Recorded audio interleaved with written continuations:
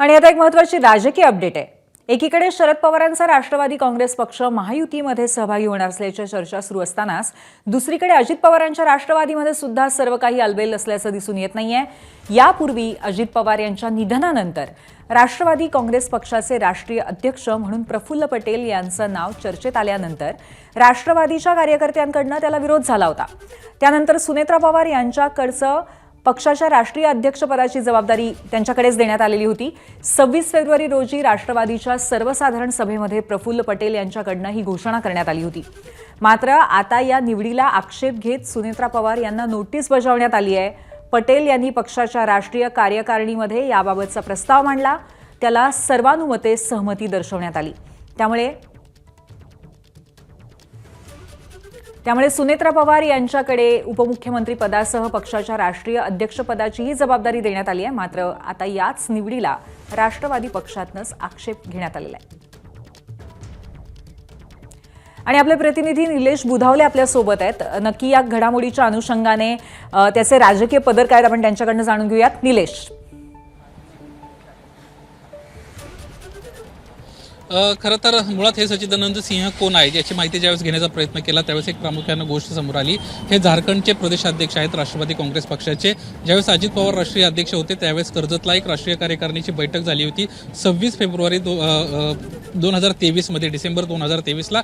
आणि त्यावेळी यांना एक महत्त्वाचं पद जे आहे ते देण्यात आलं होतं। राष्ट्रीय सचिवपदी या सिंह यांची निवड करण्यात आली होती आणि त्याच अधिकारामध्ये कुठेतरी सिंह यांना ही कारवाई केल्याचं आपल्याला पाहायला मिळते। किंबहुना सुनेत्रा पवारांना नोटीस पाठवल्याचं आपल्याला पाहायला मिळत आहे। केवळ सुनेत्रा पवारच नाहीत तर ब्रिजभूषण श्रीवास्तव हे देखील एक पक्षाचे एक महत्त्वाचे पदाधिकारी आहेत, राष्ट्रीय सरचिटणीस आहेत तत्कालीन, त्यांना देखील नोटीस पाठवण्यात आलेली आहे। आणि राष्ट्रीय कार्याध्यक्ष पक्षाचे जे प्रफुल्ल पटेल आहेत यांनाही नोटीस पाठवण्यात आलेली आहे। याच्यामध्ये प्रामुख्यानं सिंह यांचे काय आक्षेप आहेत हे ज्यावेळेस आपण जाणून घेण्याचा प्रयत्न केला त्यावेळेस काही महत्त्वाच्या बाबी अधोरेखित होण्यासारख्या आहेत।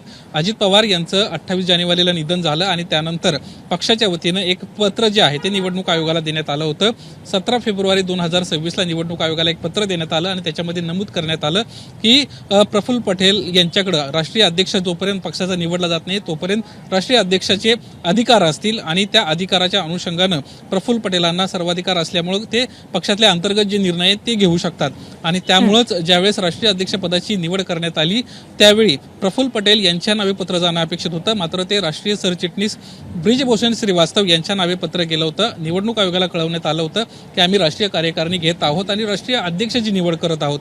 प्रत्यक्षात ज्यावेळेस राष्ट्रीय कार्यकारिणी पार पडली साधारणपणे 26 फेब्रुवारी 2026ला आणि त्या दिवशी राष्ट्रीय अध्यक्षपदाची निवड होणं अपेक्षित होतं। मात्र त्यावेळी राष्ट्रीय कार्याध्यक्ष म्हणून प्रफुल्ल पटेल यांच्या देखील नावाची घोषणा करण्यात आली आणि या निवडीच्या अनुषंगानं जे पत्र दिलं होतं ते ब्रिजभूषण श्रीवास्तव जे राष्ट्रीय सरचिटणीस होते तत्कालीन त्यांना दिलं होतं। त्यामुळे हे पत्र यासोबतच राष्ट्रीय कार्यकारिणी आणि त्या दिवशी झालेली निवड हीच अयोग्य आहे अशा पद्धतीचं या सिंह यांचं म्हणणं आहे।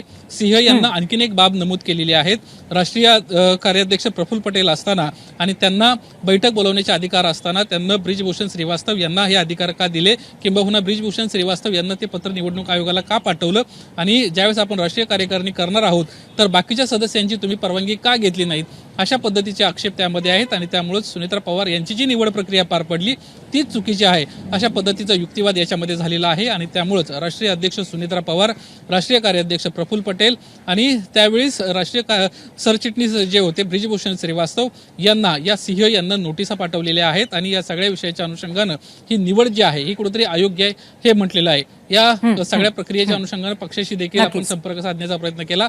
राष्ट्रवादी काँग्रेस पक्षानं सध्या तरी या विषयावर बोलण्याचं टाळलेलं दिसतंय। नक्कीच निलेश, एकंदरीतच या प्रकरणामध्ये आता पक्षांतर्गत आणि त्याचबरोबर इतर सुद्धा राजकीय वर्तुळामध्ये कसे पडसाद उमटतील हे बघणं अत्यंत महत्त्वाचं असेल। आपण लक्ष ठेवून राहूच। धन्यवाद तुर्तास आपण दिलेल्या माहितीबद्दल।